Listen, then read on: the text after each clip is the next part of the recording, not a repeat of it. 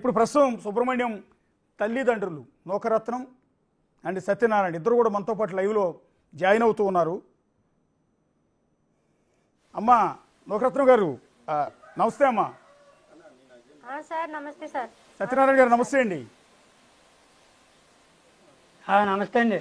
Yeah మీ అబ్బాయి photo పెట్టుకుని మీ ఇద్దరు అలా కూర్చుని ఉంటే మాకే నిజంగా కళ్ళం నీళ్ళు వస్తూ ఉన్నాయండి. ఒక దళిత కుటుంబం ఇలాంటి పరిస్థితుల్లో ఉంది. కొడుకును కోల్పోయి కన్నీటితో నిండి మాకు న్యాయం చేయమని ప్రాధేయపడుతున్న మీ ఇద్దరిని చూస్తే నిజంగా గుండె తరుక్కుపోతుంది మా అందరికీ కూడా, మాకే కాదు టీవీ చూస్తున్న చాలామందికి కూడా. ఇప్పుడు ప్రస్తుతం ప్రభుత్వం విచారణకు ఆదేశించింది, కోర్టు కూడా విచారణకు ఆదేశించింది. సిట్ మళ్ళీ ఎంక్వైరీ చేస్తోంది, పోలీసులు మళ్ళీ రీఎంక్వైరీ చేస్తూ ఉన్నారు. ఇప్పుడు న్యాయం జరుగుతుందని అనుకుంటున్నారమ్మా మీరు? అనుకుంటున్నాను సార్, జరుగుతుందండి.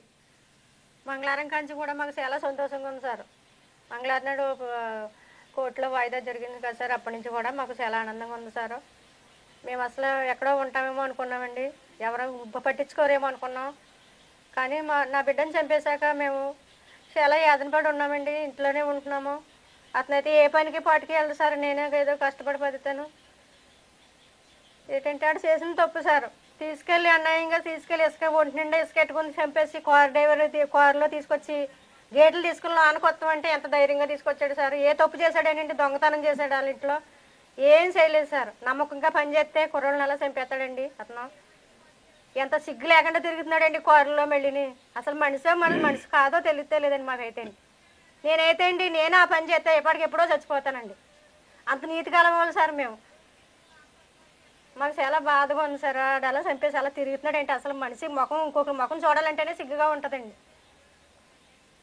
22 సంవత్సరాల కుర్రోడిని చంపేస్తే మాకు ఎంత బాధ ఉంటుంది సార్. నంటికన్నీ చక్కబెట్టుకుండి కుర్రోడండి. వాళ్ళ నాన్నకి షుగర్ అయితే బిళ్ళలు టయానికి తెచ్చేసి ఇవ్వడండి. ఏది మాకు లోట్లేని ఇచ్చేవాడు కాదు. జీతంలో ₹1 తీసుకునేవాడు కాదు. కుర్రోడు ఏమన్నా అన్యాయంగా తిరుగుంటే మేమే 2 సంవత్సరాల కిందట ఎప్పుడో వదిలేద్దాం సార్. కుర్రోడిని మర్చిపోదామండి. మేము మర్చిపోలేకపోతున్నాం సార్ మా బిడ్డనైతే. మేము ఇంకో బిడ్డకు అలా జరగకూడదు సార్. మళ్ళీ వెళ్తులు ఎంత లోకుగా ఉన్నారా సారు. నాయకులు అందరూ పోరాడబెట్టండి. ఇంతవరకు ఈ కేసు ఇలా ఉందండి. మేము తర్వాత మాకు ఎంతగానో న్యాయం చేస్తున్నారండి. మాకు చాలా సంతోషంగా ఉంది సార్. అమ్మ ఒక్కసారి అంటే మీ కొడుకును కోల్పోయిన బాధ ఎలా ఉంటుందనేది మా అందరికీ కూడా తెలుసు. మీరు ఎంత ఆవేదనతో మాట్లాడుతున్నారో కూడా మాకు అందరికీ కూడా తెలుసు. ఇవాళ మిమ్మల్ని ఇబ్బంది పెట్టే ఉద్దేశం కాదు, మీకు న్యాయం జరగాలి, మరి కొంతమంది మీకు న్యాయం చేసేందుకు ముందుకు రావాలి అని మిమ్మల్ని ఇవాళ లైవ్లో కూర్చోబెట్టుకుని మాట్లాడుతున్నాను. ఒక్కసారి 2022 మే 19 అంటే మీ అబ్బాయి చనిపోయిన రోజు అసలు ఏం జరిగిందమ్మా? మీకు ఎప్పుడు తెలిసింది, ఎలా తెలిసిందమ్మా? ఆ రోజు రాత్రి 10:30కి కారు ఎక్కించుకుని తీసుకెళ్ళాడండి అనంతబాబు. 10:30 కారు ఎక్కించుకుని తీసుకెళ్ళండి. రాత్రి 12:52 నాకు ఫోన్ చేశాడండి. నా చెల్లకి ఫోన్ చేసి, సత్యబాబు మీ అబ్బాయి సుబ్రహ్మణ్యం నా బండి వేసుకుని వెళ్ళి నాగమల్లి తోట జంక్షన్ కాడ డివెండర్ని కొట్టేసి మతి తిమ్ముతులు లేకుండా పడిపోయాడట అని చెప్పేసి నాకు ఫోన్లో చెప్పాడండి.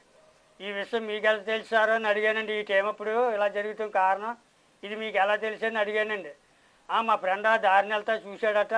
మా ఫ్రెండ్ నాకు ఫోన్ చేసి, సత్యబాబు అనంతబాబు మీ అబ్బాయి ఎలాగా మీ డ్రైవరు కారు డివెండర్ బండితో గుద్దేసి మతి తిమ్ముతులు లేకుండా పడిపోయాడట అని ఫోన్ చేసి మా ఫ్రెండ్ నాకు చెప్పాడు అని అనంతబాబు నాకు చెప్పాడండి. అయితే ఇలా జరిగిందని చెప్పేసి మళ్ళీ అన్నీ ఫోన్ పెట్టేసేప్పుడు మా చిన్నబ్బాయి నిద్రలో లేచండి బండి వేసుకుని 4 కుర్రలు తీసుకుని వెళ్ళి నాగమల్లి తోట జంక్షన్ కాడ వాకు చేశాడండి. వాకు చేస్తే ఇక్కడ ఏ యాక్సిడెంట్ జరగలేదమ్మా, అటువంటిది ఏం జరగలేదని అక్కడ చుట్టుపక్కల షాపుల్లో వాళ్ళు అందరూ చెప్పారటండి మా చిన్నబ్బాయికి. అప్పుడు మళ్ళీ మా చిన్నబ్బాయికి అనంతబాబు ఫోన్ చేసండి, నవీను మీ అన్నయ్య నాకు దొరికాడు, ఇలాగ అమృత హాస్పిటల్ కాడ ఉన్నాము, అక్కడికి వచ్చాయి, మీ అన్నయ్యని ఇక్కడ హాస్పిటల్ గారు చూస్తున్నారు, డాక్టర్ గారు, అమృత హాస్పిటల్ డాక్టర్ గారు అని చెప్పాడటండి. ఫోన్ పెట్టేటండి. మళ్ళీ మా చిన్నబ్బాయి అమృత హాస్పిటల్ కాడికి వెళ్ళి కుర్రలు తీసుకుని వెళ్తులేక అప్పుడే బాడీని లోపల ఉన్న డాక్టర్ చనిపోయాడు ఇతను అని చెప్పేసి ఈసీసీ రిపోర్ట్ అనంతబాబు చేతిలో పెట్టారటండి చనిపోయాడని. అప్పుడు 1 గంట అవుద్దండి. 1 గంటన్నరకే నేను పనిచేసే అపార్ట్మెంట్ గారు తీసుకొచ్చి, సత్యబాబు ఇంకా డోర్లు తీసి మీ అబ్బాయి చనిపోయాడు అని చెప్పేసి డోర్లు తీసి చూపిస్తున్నాడండి. మేమేమో లైట్ వేసుకుని చల్ల లైట్లు అన్నీ చూస్తున్నామండి. ఈ లోపల మా చిన్న అబ్బాయి కూడా కూరగాయలు కొండపాలెం కుర్రోళ్ళు ఒక 60-70 మంది దాకా వచ్చేసారండి. వచ్చేసి ఏం జరిగింది చల్ల లైట్లు వేసి కారు బాడీ అంతా చెక్ చేశారని చూశారండి. చూతులకి ఒళ్ళంతా రాడ్డులతోని కర్రలతోని కొట్టేసి దండల మీద అంత లాగు తొట్లండి. దండల మీద గుండెల మీద కాళ్ళ మీద కాళ్ళంతేమో నరం బయటకు వచ్చేసిందండి. పీకి మీద కాలేసి బూటికాలు తొక్కేస్తే ఇంక ఇక్కడ పెదం చిన్న పెచ్చి ఊడిపోయిందండి. ఇంత పెద్ద మీద వెనకాలేమో 3 ఏళ్ళు దూరిపోతాయండి. మెదడుకాడండి రాడ్డుతోనే దేనితోనే కొట్టేశారండి. ఇవన్నీ చెయ్యాలంటే అనంతబాబు ఒక్కడల్లా అవ్వదండి. పైపచ్చిగా అంటాడు చనిపోడు యాక్సిడెంట్ అని చెప్పాడండి. వాకు చేస్తే అక్కడ ఏమీ లేదండి. అప్పుడు ఏం జరిగింది ఏంటని నిలదీస్తానండి. ఆ కుర్రలందరినీ చూసి అనంతబాబు ఆ లోలికి ఫోన్ చేస్తాం పట్టాడండి. ఇదేదో నా పీక మీదకి వచ్చి ఇలాగ ఉందరా బాబు అని చెప్పేసేసండి.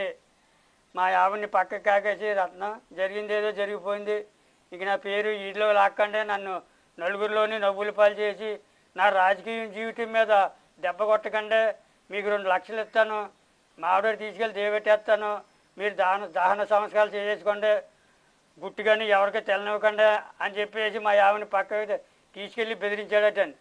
నేనేమో బాడీ గార్డ్ ఉన్నానని కారు కాడండి. అప్పుడు మా ఆవిడ వచ్చి నాకు చెప్పిందని ఇలాగంటున్నాడు అనంతబాబు అని. అది కూడా చూడండి ఎంత దారుణంగా ఎంత ధైర్యంగా మాట్లాడాడండి. తీసాను బాడీని తీసాను, నేను కారు వేసిపోవాలి, నాకు పని ఉందో అలాగలాగన్నా. ఎక్కడికి వెళ్తావరా కారు పెట్టుకుని వెళ్ళాను. కుర్రలు అందరూ చుట్టూ మూసేశారండి. అమ్మాయిలు ఇళ్ళే లేరని చెప్పేసారండి. కారు తాళం తీసుకుని ఆ లోలికి ఫోన్ చేసుకుని ఎవడో ఒకడు బండి వేసుకుని వచ్చాడండి. ఆ బండిలో ఎస్కేప్ అయిపోయాడండి. కారు బాడీ అక్కడ వదిలేసండి. నేను పనిచేసే అపార్ట్మెంట్ కాడ ఎస్కేప్ అయిపోయాడండి అనంతబాబు.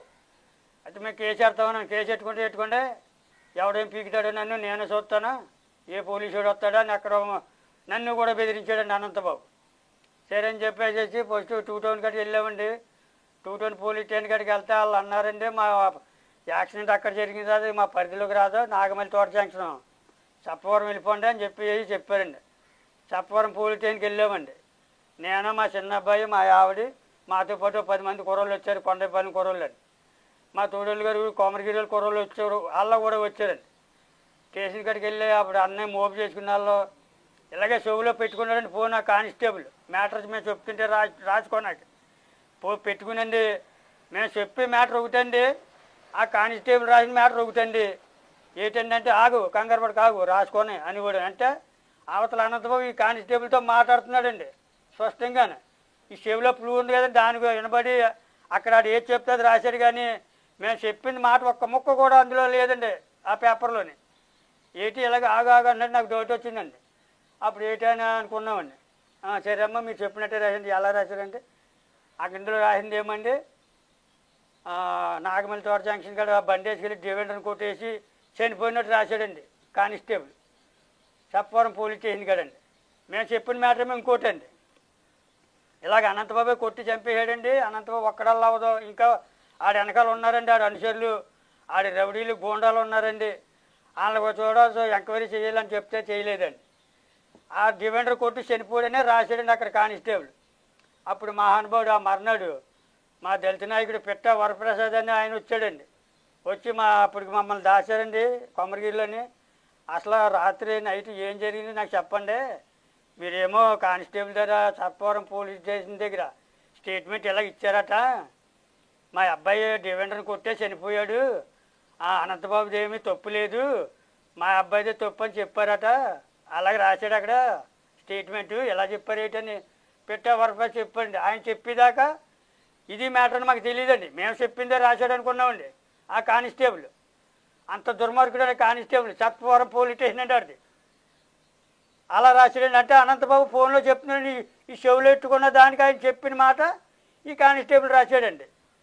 అప్పుడు పెట్టే వరప్రసాద్ అడిగాడు, ఇలా జరిగిందండి, 10:30 తీసుకెళ్ళాడు, 12:52కి ఫోన్ చేసి నాకు చెప్పాడండి, మనిషిని చంపేసి 1:30కి బాడీ తీసుకొచ్చి ఎంత ధైర్యంగా డోర్ గేట్లు ఆడే తీసుకుని లోపల కారు ఎట్టి కారిడోర్లు తీసి మా అబ్బాయిని ఇంకో మీ అబ్బాయి చనిపోయాడని చెప్పాడండి. ఇదేంటండి అలా జరిగిందంటే ఇలాగ చెప్పాడు. అప్పుడు మా కుర్రోళ్ళు రండి మా చేతులు అట్టుకుని కారు ఎక్కించేస్తానండి, మీ ఊరు తీసిపోతాను రండి, ఎవరున్నారు ఇంకెక్క మీకు దాన సంస్కారాలు చేసుకుని రండి మా యావని నన్ను గుర్తెట్టుకుని లాగేస్తున్నాడని లోనకి కారు ఎక్కేయమని. ఆగండి అనంతబాబు గారు, కంగారు పడకండి, ఈ పక్కనే మరదలు ఉంది, మా చిన్న మరదలు హాస్పిటల్ నర్సుకని చేస్తుంది, ఆ పిల్లకి ఫోన్ చేయండి. మీరున్న అపార్ట్మెంట్లో మా తమ్ముడు ఉన్నాడు, మా సీను, ఆడికి కూడా ఫోన్ చేయండి, వాళ్ళు వస్తున్నారండి, వాళ్ళిద్దరు కూడా వస్తే మాకు ధైర్యంగా ఉంటుంది. అప్పుడు మా నలుగురిని కలిపి మా ఆర్డర్ తీసుకెళ్ళి దేవుడి ఎదురు కానీ అప్పుడు దామ సంస్కృతి మేము చేసుకుంటాము అన్నామండి. అబ్బో ఇలా మాట నీళ్ళు లేరి శుచిమించిపోతుందని జనాన్ని అంతా నీకు అప్పుడు ఎస్కేప్ అయిపోయాడు అనమాట అండి అనంతబాబు. ఇదండి జరిగిందని పిట్ట వరప్రసాద్ చెప్తే అప్పుడు పిట్ట వరప్రసాద్ గారు మేము చెప్పిన స్టేట్మెంట్ రాసి అప్పుడు కలెక్టర్ ఆఫీస్లో ఉన్న ఎస్పీ గారికి ఎవరికి ఇస్తే అప్పుడు స్పందించారండి అనంతబాబుని అరెస్ట్ చేయమని. అప్పుడు కలెక్టర్ గారు కూడా వస్తాయి కానీ ఇక్కడ పోస్ట్ మార్టం గారు మేము సంతకం పెట్టమన్నామండి, సంతకం పెట్టమన్నామండి. పోలీసులు చాలా ఘర్షణ చేశారండి, మా మీదకి వచ్చేసి తోచేసేవారండి, నన్ను మా యావుని మా చిన్నమర్తలను కూడా తోచేసేవారండి. అందులో అయినా సరే మేము బెదరలేదండి, సంతకం పెట్టని లాగేసేవారిని గుర్తెట్టుకుని. ఎంత లాగినా కాటికి ఎన్ని గంట అయినా కాటికి మేము అసలు జంకలేదండి వాళ్ళకి. అప్పుడు ఆయన వచ్చాకండి ఇవన్నీ చేసాక సెటిల్మెంట్ అయ్యాకప్పుడు మన కలెక్టర్ గారి దగ్గర ఉండి ఆడిటర్ గారిని పంపించండి రాత్రి 12 గంటలకి. ఆయన వచ్చి మాకు అన్ని హామీలు ఇచ్చారని కలెక్టర్ గారు చెప్పమన్నారమ్మా, మీరు ఏదైతే కావాలో అదే రేపు సాయంత్రానికల్లా అనంతబాబుని అరెస్ట్ చేయమని జిల్లా ఎస్పీకి చెప్తానన్నారు, లేకపోతే జిల్లా ఎస్పీ ఉద్యోగం ఎగిరిపోద్ది అని చెప్పేసి ఆడిటర్ గారు చెప్పారండి. అప్పుడు నమ్మొచ్చు అని చెప్పేసి మేము ఆలోచించుకుని అప్పుడు సంతకం పెట్టుకొని పోస్ట్ మార్టం రిపోర్ట్ చేయటానికి అంత అలా చేశారండి వాళ్ళు. ఎవరండి? సర్పవరం పోలీసులు ఆ స్టేషన్లో వెళ్ళండి, కానిస్టేబుల్, ఎస్సీలు, సిఐలు, జిల్లా ఎస్పీ ఉన్నాడంటే మహానుభావుడు అండి బాబు. ఆయన మసిపూసి మారిగా చేయాలంటే ఆయన తర్వాత మళ్ళీ ఆయన జిల్లా ఎస్పీ, మరి ఆడికి పెళ్ళం బిడ్డలు ఉన్నాడు కదండి, మరి ఆడి బిడ్డని చంపేస్తే ఆడికి ఎంత బాధ ఉందండి. అలాంటిది నా బిడ్డని చంపేస్తే అబ్బాయి వాళ్ళు డ్రిల్ మీద దోసాడట, కోపం చెప్పిన తాగేసి ఉన్నావు, నువ్వు మానేస్తేనే నిన్ను నా ఉద్యోగంలో పెట్టుకుంటాను, లేకపోతే పెట్టుకొని నెల తోస్తే పొడిపోడట మెదడు తగిలేసిందట డ్రిల్. ఎస్పీ గారి స్టేట్మెంట్. అప్పుడు మళ్ళీ నన్నే దోస్తావని మా అబ్బాయి మళ్ళీ బలంగా వెళ్తుంటే మళ్ళీ బలంగా దోచాడట అనంతబాబు. అందుకు మా అబ్బాయి చనిపోవడానికి స్టేట్మెంట్ ఇచ్చాడు జిల్లా ఎస్పీ.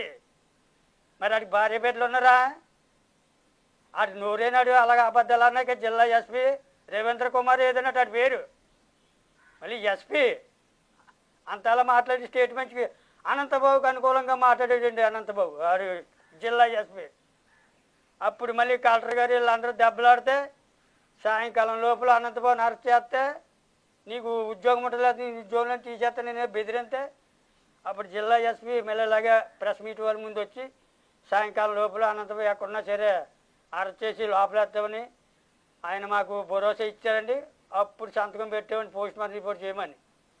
అప్పుడు దాకా మాకు నమ్మకం లేదండి. అప్పటి నుంచి ఇప్పుడు కాకినాడ పోలీసులు అంటే నేను నమ్మకం లేదండి, నాకు న్యాయం చేస్తామని చెప్పేసి అన్నారు కానీ ఇప్పుడు చేయలేదండి. కాకినాడ పోలీసులు న్యాయం చేస్తారని విజయవాడ హైకోర్టులో సిబిఐ ఎంక్వైరీ అడిగామని మేము. సిబిఐ ఎంక్వైరీ అడిగితే అన్నారండి పోలీసు వాళ్ళు, సిబిఐ ఎంక్వైరీ ఎందుకండి, మేము ఎంక్వైరీ చేస్తున్నాం కదండి, మా ఎంక్వైరీ ఇంకా పూర్తి అవ్వలేదండి, మేము అందరినీ దొరుకుతున్నలా ఎంక్వైరీ చేస్తున్నాం, మా ఎంక్వైరీ పూర్తి అయ్యాక మా వల్ల కాదు, మేము ఏం చేసుకుంటారని మేము తప్పుకుంటే అప్పుడు సిబిఐ ఎంక్వైరీ ఇవ్వాలి. కానీ మా ఎంక్వైరీ అవ్వకుండా మధ్యలో సిబిఐకి సంబంధం ఏంటండి, సిబిఐ ఎంక్వైరీ ఏమైనా కుదరదని పోలీసులు అడ్డెట్టారండి. ఈ పోలీసులు అడ్డెట్టిన కారణం కూడా అనంతబాబు అండి. సిబిఐ ఎంక్వైరీ దిగితే ఈ గుట్టంతా బయటకు వచ్చేది, ఆడ వెనకాల ఉన్న అనుచరులు కూడా బయటకు వస్తారని చెప్పేసి పోలీసులకి డబ్బు చెల్లేసి సిబిఐ ఎంక్వైరీ రాకుండా కోరాడని అనంతబాబు చెప్పిందే చేస్తున్నారు అక్కడ పోలీసులు అండి. అందుకని సిబిఐ ఎంక్వైరీ వద్దు, మా సత్తా ఏదో మేము చూపించామని పోలీసులు అన్నారు. కానీ ఇప్పుడు ఇంకా న్యాయం చేయలేదని కాకినాడ పోలీసులు. సత్యనారాయణ గారు ఒక్కొక్క మాట జరిగింది. మా పెట్ట వరప్రసాద్ గారు సార్ చెప్పండి సార్. ఏం లేదు, మీరు చెప్పిన దాంట్లో చాలా కీలకమైంది ఏంటంటే మీ అబ్బాయిని కొట్టి చంపి స్వయంగా తన కారులోనే డెడ్ బాడీని వేసుకుని అనంతబాబే మీ ఇంటి దగ్గరికి తీసుకొచ్చాడు. నేను పనిచేసే అపార్ట్మెంట్ గారు తీసుకొచ్చి మా కారు డోర్లు తీసి ఇంకో మీ అబ్బాయి చనిపోడని చూపించాడండి అనంతబాబే. పైగా అక్కడ మిమ్మల్ని బెదిరించాడు, మిమ్మల్ని మొదట మీ భార్యని తర్వాత మిమ్మల్ని బెదిరించాడు 2 లక్షల రూపాయలు ఇస్తానని. మా చిన్న అబ్బాయిని మా మరదల్ని మమ్మల్ని బెదిరించాడండి. 2,00,000 ఇస్తాను, మీరు ఇక కేసులు పెట్టడం కానీ నా పేరు చెప్పడం కానీ చేయొద్దు అన్నాడు. ఆయ్. అన్నాడండి. నా రాజకీయ జీవితం మీద నన్ను దెబ్బ కొట్టొద్దు, జరిగింది ఏదో జరిగిపోయింది, 2,00,000 ఇస్తాను, మాడో తీసిపోతాను, తీసుకెళ్ళి దేవెట్టేస్తాను, దాన సంస్కారం చేసేసుకోండి అని అనంతబాబు చెప్పాడు. స్పష్టంగా నాతో చెప్పాడండి. ఇప్పటికి కూడా ఎక్కడ చెప్పమని అదే మాట చెప్తానండి, కోర్టులో చెప్పమని చెప్తానండి.